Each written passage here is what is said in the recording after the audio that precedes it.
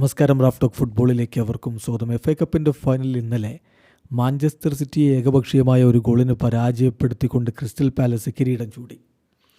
ആ കിരീട നേട്ടം അവർ നേടുമ്പോൾ മറുഭാഗത്ത് ഗോളടി machine Erling Haaland switch off ആയ അവസ്ഥയായിരുന്നു. നിരവധി അവസരങ്ങൾ സിറ്റി ഉണ്ടാക്കി, ഒന്നുപോലും വലയിലേക്ക് എത്തിക്കാൻ പറ്റിയില്ല. കിട്ടിയ പെനാൽറ്റി ഏർലിംഗ് ഹാലൻഡ് എടുക്കാതെ ഉമർ മുർമൂഷിന് കൊടുത്തു.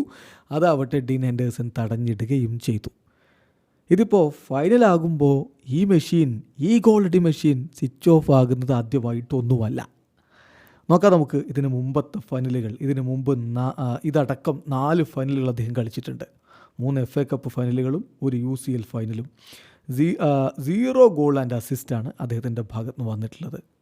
അതാണ് ഏർലിംഗ് ഹാലൻഡിൻ്റെ കാര്യത്തിൽ എല്ലാവരും പറയുന്ന ഒരു ആക്ഷേപവും അദ്ദേഹത്തിനെതിരെയുള്ളൊരു വിമർശനം. അതാണ് വമ്പൻ മത്സരങ്ങൾ വരുമ്പോൾ അദ്ദേഹം കളി മറക്കുന്നു എന്നുള്ളത്, ഗോളടിക്കാൻ മറക്കുന്നു എന്നത്.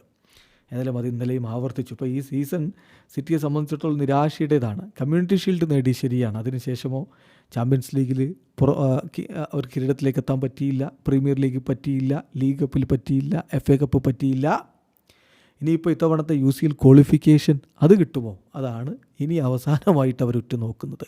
വീഡിയോ അവസാനിക്കുന്നു. ഫുട്ബോൾ ലോകത്തെ കൂടുതൽ വിശേഷങ്ങളുമായി റാഫ് ടോക്സ് എത്താം.